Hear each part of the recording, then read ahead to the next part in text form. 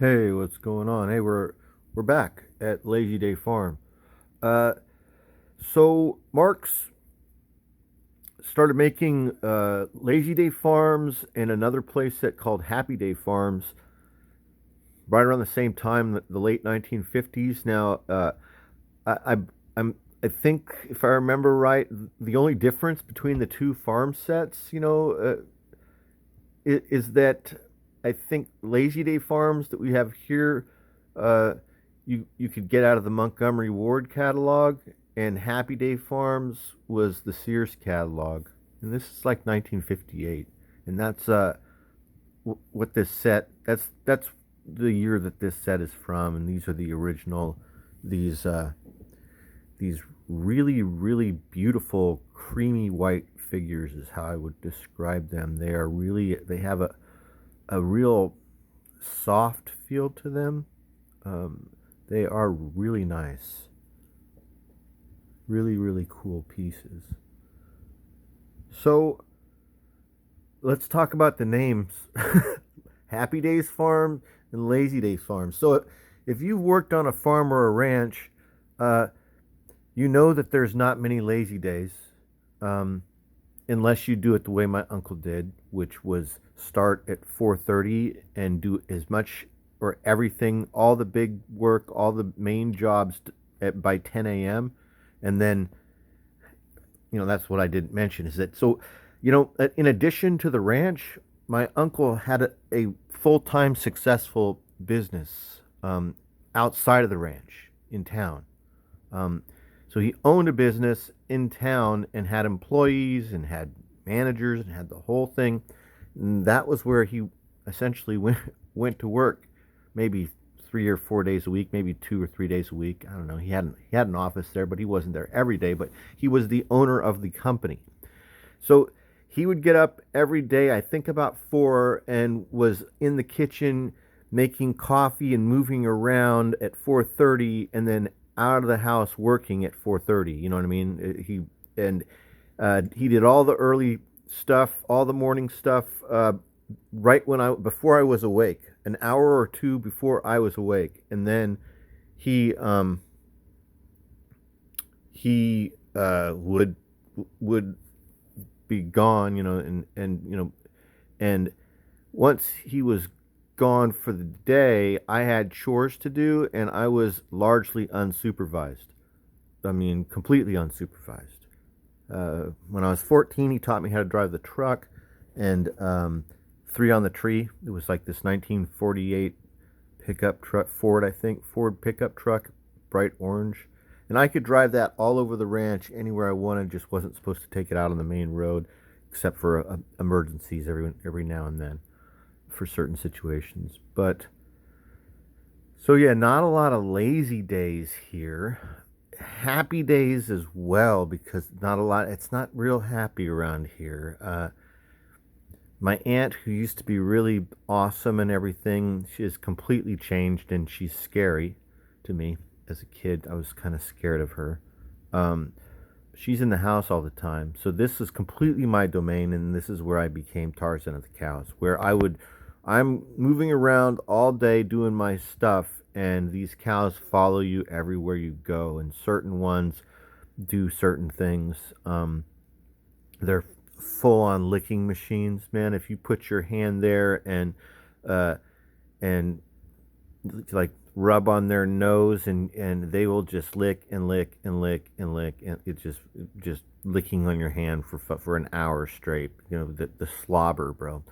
But yeah, if you can put up with the flies, um, because that's the worst part of the cows, I guess, in my opinion, of those big flies that bite you sometimes. I didn't mention the bulls in the other video. The cows are cool. The cattle that's moving around on my uncle's ranch are everybody's friendly there, with the occasional uh, young adolescent bull who's messing around, and then also the occasional crazy old lady who's messing through the fence. Right? We had a couple of those. One in particular that would go everywhere that she wasn't supposed to go on purpose. Man, it was just she was the escape artist. But um, the bulls. So down the road a piece, past the second barn, towards the back pasture towards the hippie commune. That's a whole other story. There are hippies that live on this, on my dad's, not my dad, my uncle's land here. There is a portion of the back land that is my cousin's, and he has a house there, and he has a sort of hippie commune where, and he's in his 20s, I guess, at this time, and it's yeah, it's a wild story. Anyway, we should be looking at these figures while I'm talking. We're already at 5.5 minutes. So yeah, so there's like hippie chicks and dudes on Harleys that live on the back side of the ranch, right? And there's access from that side on the other side, dirt roads. There's dirt roads kind of all over. And so there is another pasture that is just for the assholes of the cattle species, the bulls. And uh, from early on, so I'm Tarzan of the cows, right? I'm having a great time early on, like 10, 11, 12, and doing my chores. And the rabbits, I forgot to mention the rabbits. So there's a huge freaking amount of rabbits here on this at this ranch that you wouldn't even know about if you didn't know, because there's outbuildings that are around, right?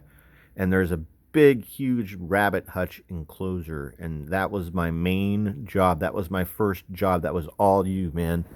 All you is the rabbits. So every day I did the rabbits, and it was another. It's like one of that. It's that farm work, man. It's a give and take situation.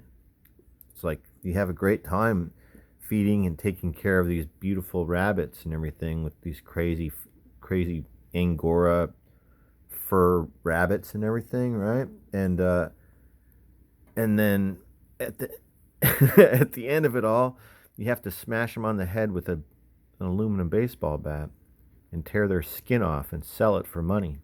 It was pretty rough, man. So I think that's why my uncle gave me the job. Not only because I don't think he liked doing it, but that wasn't the main reason. He gave me the job because there's a ton of learning to do dealing with taking care of those rabbits, because it was part of the whole cycle there. Um, the the rabbit feces was like a main fertilizer, and he used it for a bunch of different things in composting and stuff. And I was constantly shoveling rabbit poo and moving it in wheelbarrows to different places, and then constantly feeding rabbits and changing the water on rabbits. And these were big rabbits, dude, like those big prize rabbits. Some of the cows were that way too. Like I mentioned, those bulls. One of those bulls was really expensive, and people would bring their cows, or they would take him sometimes.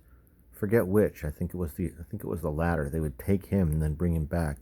He would go to people would pay my uncle to take one of those bulls and take it to their house and put them in their pen with their cows for a couple of weeks or a week, or I don't know, so that he can inseminate them. This is like 1977 style we're talking about. It was a trip. So anyway, I think that was everything. These figures are amazing, aren't they? This is a good one. Well, they're all cool. But yeah, so the bulls are dicks, right? So I'm okay with messing around doing all my job, with the cows, but there were certain things that were completely off limits for me that I didn't even know how to do or didn't even deal with, because he didn't want me messing with it, because I was unsupervised all day doing chores at this ranch with a bunch of animals and stuff. And so he's like, absolutely, under no circumstances do you open this gate or do you go over this fence. I don't even want you messing over here, because these bulls are real assholes, right? And they were real assholes. And like I said, the other cows are just all mellow and cool. And the same with the most part of all the animals. That dog, this is a cool dog. That dog Buck that I mentioned was a total regulator. So he did a ton of work. He essentially did a ton of work on his own as just part of his pattern of life, that his way of life was actually ended up being work, essentially. This was a dog, that dog Buck, that never came inside the house his entire life, I don't believe. Like never, even from a puppy. He never. So this is a ranch dog, old style, right? Uh, he never came in the house. He lived in a big dog house with a wooden floor and a mattress and a blanket in there. And he lived outside and he was free roaming, just like most of these cows were all free roaming. There were fences inside of the property, but the large portion of the property, the main pastures connected to the main barn and the area around this pond and everything, was all open, free roam and moving around for like this, this main herd of cattle. There were other cattle on the back too, I believe, near my cousin's house. So my cousin built like this geodesic dome house, and they had a big falling out or something, and he refused to go to the Vietnam War. And my uncle gave him a plot of land, like gave him some acreage at the back, and that's what happened. And it wasn't Happy Days Farms, trust me. So 11 and a half minutes. Thanks for watching. Hope you enjoyed the video looking at Lazy Day Farms and talking about my childhood working at the ranch. Thanks for watching. I'll talk to you later.